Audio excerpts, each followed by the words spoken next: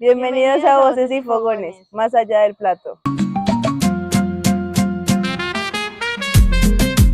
El día de hoy tenemos un invitado súper especial, una persona que es muy conocedora, muy multitasking en la cocina y que la verdad nos parece súper intrigante la entrevista del día de hoy. Valentina. Ay, le vamos a venir al profe Cris Oviedo. Hola chicas. Hola. Gracias por invitarme. Gracias a usted por venir. ¿Cómo están? Bien, profe, ¿usted cómo está? Bien. Bien, manejando la vibra. Sí, siempre. Chill. Calma, sí. Sí, lo saben. Cris siempre maneja tranquilidad. La calma. Menos en ciertos exámenes, pero... Cositas que pasan. Bueno, Cris, el día de hoy, pues nos gustaría que nos contaras un poco de ti, en qué has trabajado, en qué te has desempeñado, pues tu vida profesional y eso, la gastronomía más allá un poquito de la cocina. Ok. Puede ser un poco largo. Pero para sintetizar, aunque siempre estuve muy cercano a la cocina, también por parte de mi familia estuve muy presente en el mundo del arte. Desde muy pequeño estudié música en el conservatorio, entonces siempre pensaba que mi camino iba a ser algo mucho más artístico, desde las artes un poco más reconocidas. Pasan cosas en la vida y termino estudiando diseño gráfico y me graduó como diseño gráfico. Pero en paralelo desempeñaba funciones o realizaba trabajos en cocinas, desde ser cocinero, ser mesero, a pasar a administrar restaurantes, mientras seguía desarrollando mi carrera como diseñador gráfico, lo que me lleva a Argentina para buscar una profesionalización, una maestría, pero me doy cuenta de que no va por ahí. A pesar de que trabajé como gerente de medios digitales en una multinacional, mi vida era perfecta, pero no estaba llena. ¿Sí? Y es hacer un viaje de mochilero por toda Asia, lo que me permite decir, no, el lugar donde pertenezco son las cocinas y no en una oficina haciendo diseño gráfico. Así que pues, me tomó la tarea de estudiar cocina en Buenos Aires, trabajar un poco en la ciudad, algunos puestos, algunos restaurantes, pero mi enfoque por decisiones y creencias personales fue siempre la comida a base de plantas. Esto me da vueltas y llego a Asia a querer profundizar mucho más en este tipo de cocinas, en ese tipo de preparaciones, pues por su tradición de utilizar muchas plantas en su cocina. Y me quedo en Corea, me quedo abriendo restaurantes, otro tipo de negocios gastronómicos, fábricas de alimentos, cafés. Pero cosas pasan. Otra vez. Siguen dando vueltas la vida. Termino saliendo de Corea y mudándome a España. Aprovecho ese tiempo para certificarme como sommelier. También trabajo en un restaurante en las afueras de Madrid. Aprendo mucho más un poco de lo que es la cocina tradicional española. Y llega la pandemia. Y como a muchos, la pandemia nos cambió muchas cosas. Y finalmente me hace tomar la decisión de irme a Estados Unidos, donde terminó desarrollando un proyecto de food truck y estar a cargo de otro restaurante italoamericano por un tiempo, pero no me sentía realmente afín a ese tipo de cocina, el tipo de funciones que estaba desempeñando, la cultura gastronómica de Estados Unidos realmente no conectamos, así que decido volver al país y encontrarme con el nuevo programa de gastronomía de la universidad y una invitación a ser parte del equipo docente. Y aquí estamos. ¿Vieron, gente? La vida cambia drásticamente. Mucho. Da muchas vueltas y muy rápido, ¿no? Claro, así que sentir ansiedad por los planes futuros realmente pues es solo cuando uno puede mirar atrás que dice no hacía falta, pero podemos evitarlo, entendiendo de que todo siempre cambia. Me están tirando. Totalmente, sí, ese Pero personaje. que es que... Es que uno tiende como a ser muy exagerado a veces, o sea, se ahoga como en vasitos de agua, como que X. Bueno, Por eso tomen té. promoción no pagada, Patrocina una marca de té. Ojalá. patrocinando. Profe, pues nosotros en este lindo, hermoso podcast tenemos una tradición. Empezamos como una pregunta random para romper como la tensión y empezar más amena la conversación, ¿cierto? ¿Están tensas? No, No, Yo no. no, ya salimos de parciales, estamos más suaves. no, yo siempre sé. Pero seguimos, Habla por mí. vamos. Está bien, Bueno. está bien natural. Bueno, profe, entonces la pregunta es, si pudiera invitar a alguien especial a comer o a cenar, ¿qué le prepararía y por qué? ¿Alguien especial Ujú. a comer o a cenar? ¿Qué consideran especial? Tengo un significado sentimental. Ujú. O sea, un Ok. trasfondo sentimental. Puede ser cualquier persona. Ok. Mm, me pusieron a pensar. Esta es la idea. Todo el que pasa por aquí dice lo mismo. Está buena, está buena. 2 minutos más tarde. Creo que invitaría a mi papá. Ok. Sí. Mi papá falleció cuando yo era muy chico y realmente nunca tuve la oportunidad de ver ese desarrollo profesional en el ámbito de la gastronomía. Entonces, pues sería un lindo reencuentro como para compartir cosas diferentes. Pero, ¿qué le cocinaría? Mm, Hay un plato coreano que se llama jangpong. Es realmente de origen chino, pero tiene su evolución en Corea, que es prácticamente una sopa de mariscos ligeramente picante con pollo. Ok. Creo que mi fascinación por las comidas picantes viene de haber crecido en una familia que vivió en México mucho tiempo. A mi padre le encantaba mucho el picante y por supuesto amaba los pescados y los mariscos, era su comida favorita. Es como Ok. poder compartir esas experiencias personales a través de un plato con elementos que disfrutaría, sería una oportunidad muy linda. Ujú. Claro. Sí, qué bonito.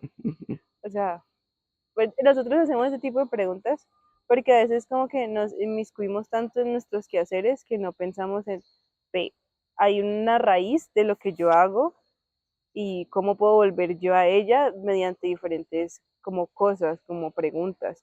Entonces, por eso nos parece un espacio muy bonito para tenerlo aquí, para conversar. Y lo es. Profe. Gracias. Pasamos a nuestro primer módulo, podríamos decirlo. En este vamos a hablar como un poquito sobre este amor, esta fascinación que tienes por la química de los alimentos, ¿cierto? Entonces queríamos Bastante saber, amplia. hay una materia sobre eso. Yo no lo estoy viendo, pero La tengo vas a ver, referencias, tengo la vas a ver, referencias. corazón, la vas a ver, no te preocupes. Entonces, ¿cómo nació ese gusto? Como por la química de los alimentos, o sea, ¿dónde empezó este camino? Así que tú digas un punto de inflexión que me voló la cabeza y entonces desde ahí me obsesioné con este tema. Ese tipo de momentos solo es fácil identificarlo cuando ya hemos avanzado y poder discernir cuándo fue el momento en particular. Mm, Sin embargo, pues es un análisis que he tenido la oportunidad de hacer. En el colegio sí me gustaba mucho la química, la física, no tanto. Pero no era algo que me llamase la atención, ¿sí? Y la primera carrera que entré a estudiar después de que terminó el colegio fue fisioterapia en la Escuela Nacional del Deporte. Y parte de la fisioterapia eran unas clases pesadísimas de bioquímica, bioestadística, biofísica. Y realmente el entender cómo el cuerpo funcionaba y cómo era esa relación química a través de los alimentos, me llamó mucho la atención. Me encantó, nunca pensé que fuera a estudiar tanto algo en la universidad, por supuesto. Pero aunque no fue una carrera que terminé, sí me quedó mucho el interés por aprender este tipo de conocimientos, de comprender todos estos procesos, pero no fue algo que hubiera perseguido. Sin embargo, como les decía hace un rato, por decisiones personales, haber siempre buscado la cocina a base de plantas. Llegó un punto en donde sentía que como cocinero, tanto en casa como en los lugares donde trabajaba, haciendo este tipo de cocina, no avanzaba. Entonces me empecé a cuestionar cómo funcionaban los ingredientes, las preparaciones, los alimentos que normalmente las personas consumían y disfrutaban, y qué le hacía falta a la cocina a base de plantas para que pudiera llegar a ese punto. Entonces, preguntas como cómo la leche se transforma en crema y cómo puede hacer que una bebida de origen vegetal sufra la misma transformación. Lo mismo con los quesos, lo mismo con los embutidos, carnes curadas, etcétera, para entender todos esos procesos y llevarlo a la cocina de origen vegetal, a tal punto de tener en mi restaurante, por ejemplo, una pizza de masa madre con un falso queso de Marañón inoculado con la bacteria del Roqueforti, con el hongo del Roqueforti, perdón. ¿Sí? Entonces era un origen vegetal con técnicas que solo se han atribuido a la industria de alimentos de origen animal para lograr estos resultados que pudieran satisfacer esas necesidades no solo aspiracionales del que elige este tipo de alimentación, sino placenteras, para que todas las personas pudieran disfrutarlo por igual. Entonces empezar a investigar sobre reacciones, procesos físicos, químicos, desde ahí. Y pues tener la oportunidad de hacer algunos cursos. Harvard tiene uno muy bueno de física de los alimentos, química de los alimentos. Sí, se lo estoy haciendo. El que me Ese fue el curso. mostraste. Sí. Ese fue el cursito. Wow, uy, es que siento que desligarnos desde una vista solo artística y como diríamos nosotros, del amor al arte, de la gastronomía y verlo desde un punto científico, siempre hace mucha falta a veces, como que algo que Chris siempre nos recalcó en clase es que toda la cocina es molecular, toda la cocina es química, porque si no, no funcionaría nada de lo que hacemos realmente. Y teniendo en cuenta como todos estos laboratorios y como experimentos no, o sí, como Sí, lo por que supuesto. Sí. lo que has hecho, ¿te has alguna vez enfrentado a algún ingrediente como tóxico? O sea, como algo que sea como, no sé, un ejemplo que se me venga a la mente, el pez globo es venenoso. Entonces, algo así como que un alimento que sea tóxico y como que aprendiste de este, pues si alguna vez te enfrentaste a ello. Pues miren que hablar de tóxico hoy por hoy es hablar de ciertas regulaciones, principalmente regulaciones territoriales, que determinan qué es tóxico o qué no, o en qué medida es tóxico o no lo es. La nuez moscada, si utilizamos más de 5 gramos, no solo es alucinógena, sino que es tóxica. ¿Sí? Y así podemos encontrar muchas cosas. Ya de elementos que directamente puedan afectar la salud,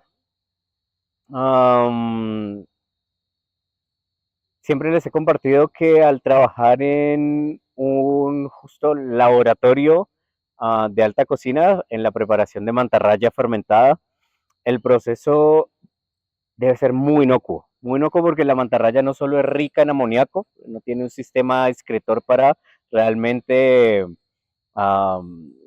deshacerse de los residuos a través de la orina, como lo hacemos la mayoría de seres vivos, sino que a través de los músculos excreta los residuos junto con amoníaco. Entonces, Ok. no solo es muy alta y puede generar reacciones químicas, sino que en un proceso de fermentación, si esa fermentación no se controla muy bien, pues pueden aparecer ciertas sustancias que pueden ser tóxicas. Ya el nivel de toxicidad, pues depende de la reacción. A veces ignoramos que un comentario como, no sé qué comí, de pronto me cayó mal, siento un poco el estómago inflamado, que no es el estómago, sino el intestino, es por ciertas reacciones que generan una toxicidad mínima que ya hemos normalizado. Entonces, pues de tóxico podemos hablar de setas, flores, ¿sí? Podemos hablar de carnes en descomposición por mal manejo, pero digamos que en cierta forma, aunque sí debemos tener un cuidado, tampoco deberíamos demonizar mucho los alimentos que puedan llegar a ser tóxicos, porque la misma historia y a través de la ciencia nos han demostrado que manejar esos elementos pueden aportar a la medicina, a la cocina, a la tradición, ¿sí? Pero la mantarraya fermentada sería la respuesta. Yo creo que eso es súper loco aquí en Colombia, o sea, no pensaríamos comer mantarraya. Se consume principalmente mantarraya de río, Ujú. pero también por el Atlántico hay cierto consumo tradicional de raya fresca, Oh my gosh. solo que cada vez hay especies más protegidas, Ujú. entonces hay menos permiso para la pesca, Ay, qué loco. pero se exporta a los países consumidores, Colombia, Ah, Ecuador, Argentina, Chile. jue madre, ¿vieron? Y como siempre, perdemos nuestra soberanía y nos quedamos sin lo que producimos. Regularmente la avaricia Suele del suceder, hombre. suele suceder muy comúnmente. Bueno, profe, ya hablando pues de todo esto relacionado con la química, ¿cómo podríamos explicar entonces el papel de ella en la creación de sabores y texturas que gastronómicamente son inolvidables para nuestros comensales? A ver, lo más importante es entender que el placer, el sentido del placer al consumir un alimento es muy personal. Proviene de nuestra propia experiencia, de nuestro propio bagaje, de nuestro entorno, contexto y que nos ha estimulado a través de nuestra vida. Sin embargo, si ya lo pasamos sobre un microscopio, hay ciertos elementos que son muy importantes que consideremos. Elementos como la acidez, que es algo que recalco mucho siempre en las clases, y es porque estos iones que se liberan en las sustancias ácidas reaccionan con los conductos iónicos que tiene las papilas gustativas y estimulan a través de una descarga eléctrica el cerebro. Entonces, si entendemos que el placer y el dolor estimulan la misma área del cerebro, una pequeña descarga eléctrica, pero muy pequeña, no perceptible por nosotros conscientemente, pero sí por nuestro cerebro, pues nos va a generar placer. Entonces, ahí empiezo a hacer la lógica. Si la electricidad genera placer en el cerebro y a través de la acidez yo puedo generar esa descarga eléctrica, pues utilicemos medios ácidos para generar placer en nuestras preparaciones. Ya luego entender texturas. Pues, yo no puedo pretender que todo sea crocante porque entonces un mousse no me daría placer. Pero entonces, ¿cómo un mousse puede dar placer? ¿Cómo genero una suavidad? ¿Cómo hago que esté saturada de cierta forma con aire, con gas, para que sea mucho más suave y fácil de romper que si la saturo con grasa, que es a veces la idea más errónea? Quiero hacer una mousse y termino agregando más crema.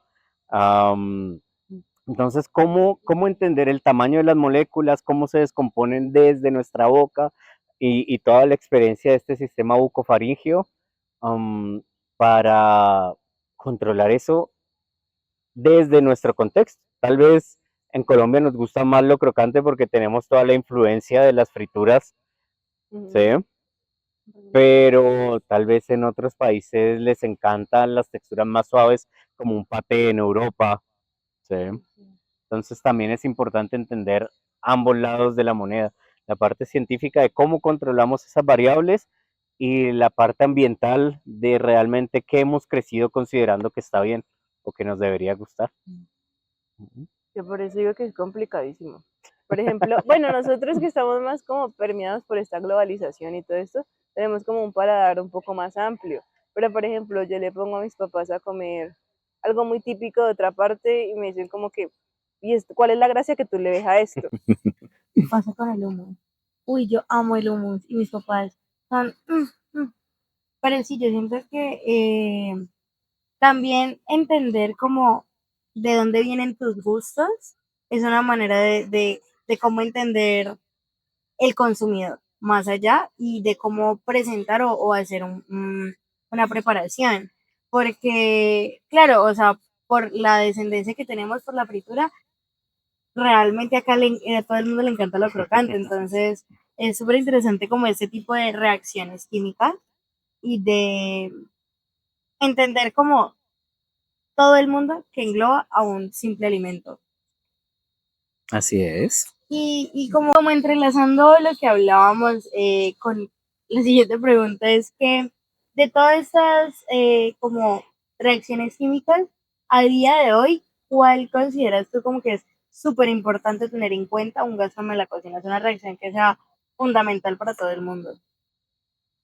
Yo creería que lo más importante es entender cómo funciona la transferencia de energía a los alimentos, qué cambios puede llevar al alimento el controlar esa transferencia de energía y cómo lograrlo de una manera controlada. Porque yo puedo hablar de asar, confitar, brasear, etcétera, y todos estos diferentes métodos de cocción involucran cambios de temperatura, involucran cómo yo transfiero esa energía para alcanzar esa temperatura, a través de un medio graso a baja energía, a través de el aire en un horno con mucha energía, pero entonces es ¿para qué?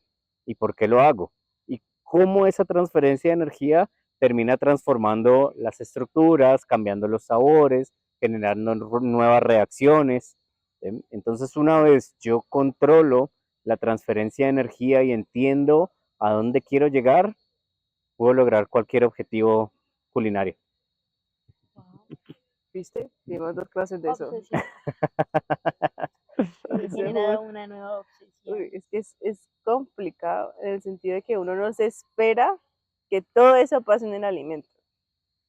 Entonces es abrumador tanta información, pero ya luego cuando la vas Y organizando, racionalizarlo, porque siempre nos han vendido la idea de que la cocina, y más la cocina salada, no la repostería, debería ser más emocional, debería ser un poco más rectificada, menos estricta, pero la verdad es que no. La cocina tiene que ser igual de medida y controlada que la repostería, porque si no, estamos jugando a improvisar y no estamos controlando. Y pues yo puedo entender que en las cocinas tradicionales vengamos de un empirismo y ese empirismo se transmite y ha logrado cosas buenísimas porque se analiza de forma empírica y se conserva ese conocimiento, ese saber desde ese empirismo. Y el empirismo lo hemos estudiado desde los griegos, desde la filosofía clásica, pero hoy por hoy la única forma de crear nuevas experiencias, de repetir con exactitud los procesos y hacer que esas experiencias sean siempre iguales, es a través del control, es a través de la precisión y de la técnica.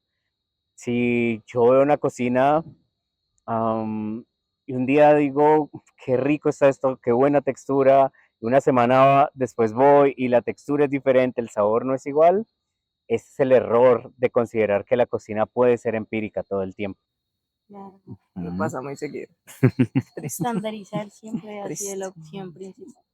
Creo que eso lo hemos entendido desde el Mm. principio. Toca estandarizar. Es que yo siento que, bueno, gastronómicamente hablando en Colombia, pues no se toma muy en cuenta eso. Ay, perdón. No se toma muy en cuenta eso. O sea, como que, bueno, también tiene que ver mucho que ver con la rotación del personal, creería yo. Porque al no tenerlo estandarizado, entonces, este mes trabaja esta persona y ya no está de acuerdo, entonces vamos con otra persona y cuando uno vuelve no es el mismo plato. Entonces pierdes el cliente. Claro, pero también, y eso es lo que hoy es que cuando racionalizamos los procesos y los entendemos desde su parte física, su parte química, ni siquiera necesito una estandarización, porque una estandarización se habla un poco más desde proporciones y finalmente eso afecta el área más administrativa, más financiera. Pero en la cocina tenemos que hacer control de variables en donde podamos medir pH, podamos medir cantidad de energía, podamos medir, no sé, transformaciones, grados Brix, todo que realmente nos determine que con esa medición estamos llegando o logrando siempre el mismo resultado.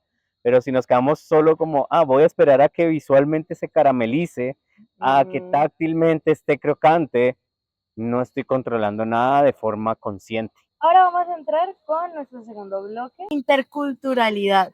Sí, Salió. así. Pues realmente es que has tenido contacto con muchos países, muchas culturas gastronómicas, aparte de todo.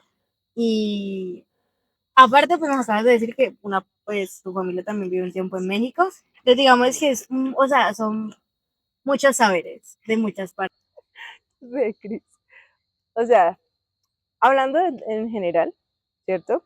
¿Qué es algo que hayas notado en el extranjero que probablemente nos falta a nosotros en materia gastronómica o culturalmente gastronómico, hablando, en Colombia? Nos falta sentido de pertenencia, nos falta identidad. Es muy común en otros países que cada región se destaque por un tipo de cocina tradicional de esa área y que las personas del lugar no solo se enorgullezcan de ese tipo de cocina, sino que la gente de otras regiones la busque.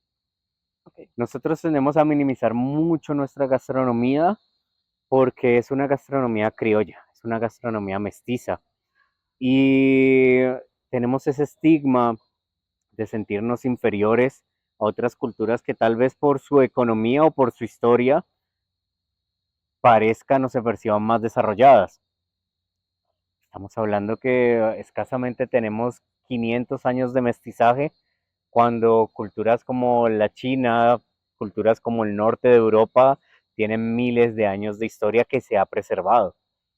Eso ayuda a forjar un matiz de identidad mucho más firme, menos permeable que el que tenemos aquí en Colombia, que fácilmente nos hemos dejado influenciar por muchas otras culturas. Es cierto que este mestizaje trajo muchas culturas, cultura árabe, española, italiana, alemana, pero si llegásemos a apropiarnos más de nuestra identidad, de nuestra historia, dejar de compararnos internamente con otras regiones inclusive y valorar nuestras preparaciones tanto como lo ha hecho Perú con su propio mestizaje. Si hablamos de la cocina Nikkei, pues es una fusión entre cultura japonesa y cultura peruana.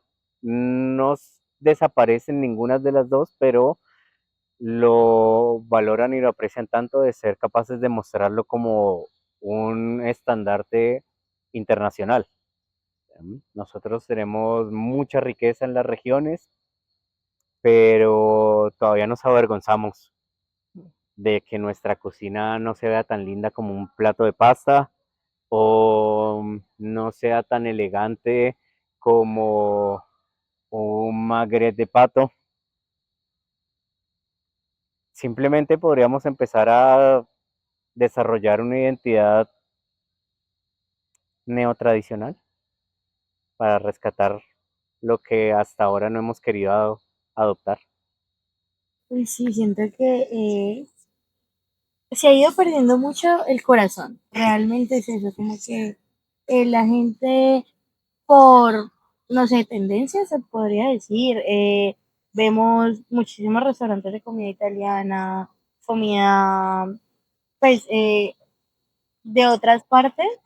Es más, yo creo que en el sur he visto muchísimos de comida mexicana, un ejemplo. Se la pongo así, ¿por qué le damos tanta atención a un evento como Burger Master, Sushi Master, Pizza Master y no hay tanta difusión de la ruta de la chuleta que está ocurriendo en este momento?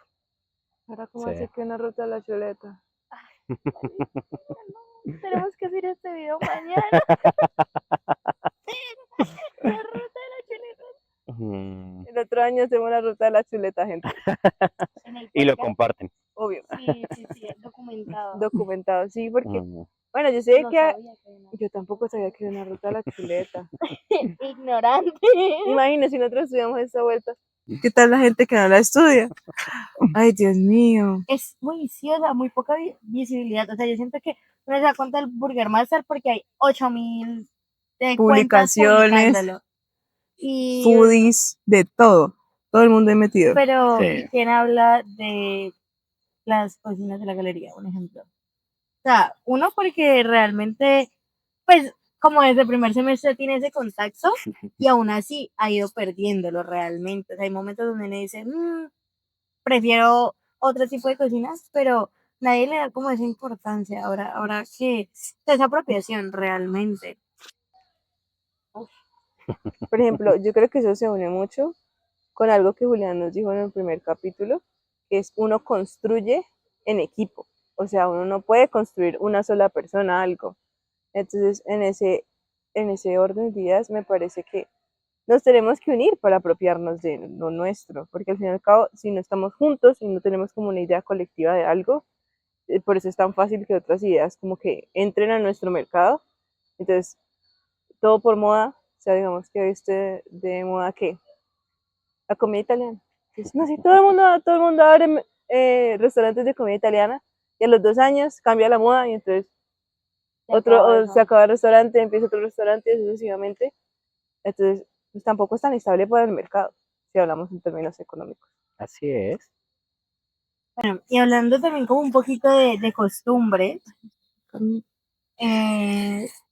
perdón, como qué costumbre extranjera tú adoptaste o como que te inspiró en algún momento y sientes que hoy, pues al día de hoy, sigues manteniéndola.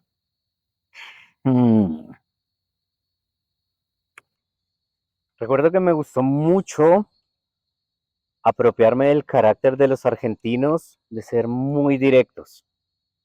Por supuesto, vivir en Argentina exponenció muchísimo mi pasión por el vino. Fue mucho más accesible. Entonces, a nivel personal, ser mucho más directo, ser honesto, no dar tantos rodeos para hacer o decir las cosas. Pero también, ya como gastrónomo aquí, pues, decir por qué en mi casa yo tenía que cenar pan, café, arepa con café, Sí. y por qué no puedo elegir entonces cenar vino con fruta y queso. Pero entonces yo no voy a renegar de mi origen colombiano y hoy por hoy es muy común que de pronto tenga arepas, queso, vino, toda en la misma mesa. De Asia, Arepa con vino. claro, el vino tempranillo con los pan de bonos, increíble maridaje. Hay Sí. que intentarlo. De Tenemos. Asia, por ejemplo, en Corea en particular, más allá de que los asiáticos son mucho más puntuales que los latinoamericanos, y eso lo aprendí a las malas. Tienen una visión de lograr sus objetivos muy clara, y esto también lo hacen a través, por ejemplo, en Corea, de una cultura de trabajo que se denomina como pali pali, que es rápido, rápido, ya, ya, no, no hay que sentir pereza, no hay que sentir cansancio, no hay que pensarlo, hacerlo. Después de hacerlo, podemos descansar, podemos reflexionar, pero cuando hay que hacerlo, hay que hacerlo. Sí, aquí procrastinamos mucho. Sí, esa es la cultura de acá, es procrastinada. Creo que sí, o sea, siento que eso también refleja mucho lo que es la cultura de nosotros, que nosotros como, bueno, el último día lo compro. O sea, porque la gente El último día hago el parcial. Ay, yo no estoy en vanguardia. Yo no me revuelvo. No, vale. no es personal conmigo. No. O sea, No. Pero sí, ubícate. realmente. Yo creo que la gente arma el requerimiento el mismo día. Fácil, fácil. Amiga tan cheidosa hoy. Dejando de lado el hate. Vamos cerrando. Bueno, profe, para cerrar, ¿cierto? ¿Qué consejo les das a los gastrónomos de información con relación a los desafíos en el mundo de la gastronomía? Que no se dejen intimidar. Parece un mundo muy intimidante, muy competitivo.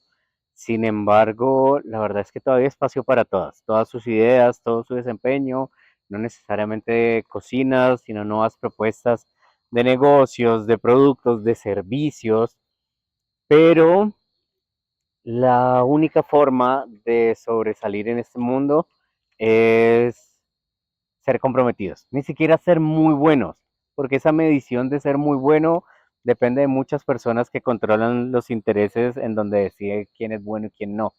Pero si son comprometidos y comprometerse es trabajar fuerte, investigar mucho, probar, probar y probar. Um, realmente los va a llegar a algún lugar. Tal vez ni siquiera sea el lugar que inicialmente se plantearon como meta, pero el esfuerzo se nota y en una experiencia como jefe de cocina, como dueño de restaurante, como líder de proyectos de empresas de alimentos, no necesariamente el mejor, como desde capacidades, desde conocimientos, es el que a veces desarrolla los mejores productos o logra los mejores resultados, sino es aquel que está muy comprometido con alcanzar el mejor resultado. Entonces, comprométanse y disfrútenlo. Es lo más importante. Yo siento que hilando con eso, hay cosas muy grandes en la cocina realmente. O sea, hay como un mundo de egos también en algún punto. Y entre todas las competencias, Cris, no sé si alguna vez, imagino que te has sentido abrumado, como pues, la última preguntita era, ¿cómo has hecho para que en todas esas vueltas que te ha dado la vida no se te acabe la motivación? O sea, que en algún, pues, sí, la motivación principal. Ocurre porque a veces la motivación no solo viene desde planteamientos aspiracionales, sino que viene también desde factores emocionales, psicológicos. Que no se acabe, lo importante es,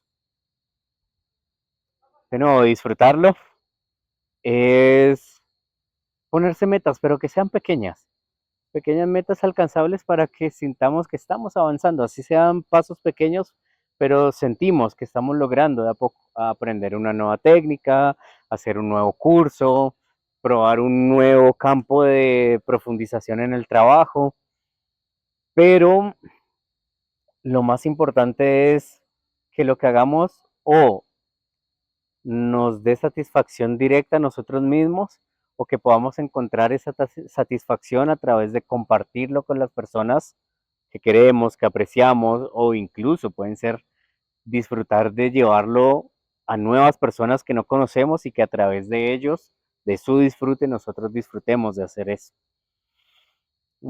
Es importante buscar equilibrio, realizar siempre actividades que nos gusten, actividades tan sencillas como, no sé, salir a caminar, leer un libro, ver una película, una serie, escuchar música mientras destapamos un vino, o cocinar en casa, cocinar en casa. Para mí, para mí personalmente esa es una de las principales. Cuando no tengo oportunidad de cocinar en casa,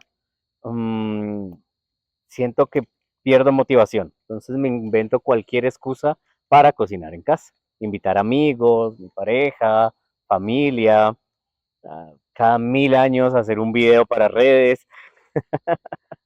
Sigan en redes.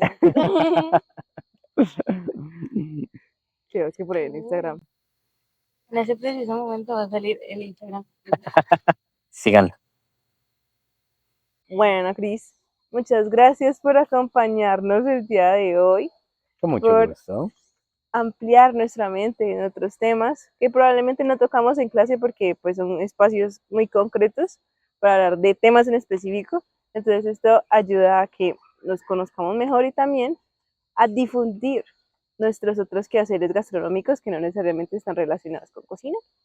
Así es, así es. Y pueden aprovechar este espacio para cerrar de una pregunta hacia ustedes y es, ¿por qué están aquí? ¿Por qué lo disfrutan? O sea, aquí haciendo el podcast. Aquí, sí, en esta carrera, en este mundo. Pues yo siento que, bueno, Sara y yo Siempre decimos que manejamos la misma neurona. Es verdad. Entonces eso se nos ocurrió o sea, como una idea así loca para nosotras, como decir, ve, nos repiten que cocinar no solamente, que gastronomía no es solamente cocinar, pero ¿por qué no lo mostramos? O sea, solo lo conocemos nosotros. Y el resto siempre nos dice, ay, ya pasaste sancocho 1. Hoy me lo dijeron, Dios mío. Entonces, para nosotros es una forma de desestresarnos un poco, porque no es una estructura como tan organizada, tan rígida. Pasamos un tiempo juntas y conocemos más a las personas, conocemos nuevas personas, que para mí es complicado porque soy un poquito introvertida. Entonces, es una forma nueva de conocer personas. Bueno, ahí tienen su propia respuesta a varias preguntas que me hicieron. Y a mí me llena mucho también ver a la gente que disfruta. O sea, y me encanta como conocer la cultura de otras personas, aparte de todo. Yo siento que, bueno, yo sí soy un poquito más sociable, Un poquito nomás. entonces siento que eso también me ayuda a ampliarme porque, o sea, sí, o sea, es responder muchas cosas. O sea, como que a veces no nos preguntamos eso. Como, ¿y por qué? ¿Por qué empezaste? ¿Por qué empezaste? Bueno, entonces le preguntamos a los que nos están viendo qué les gusta, qué disfrutan.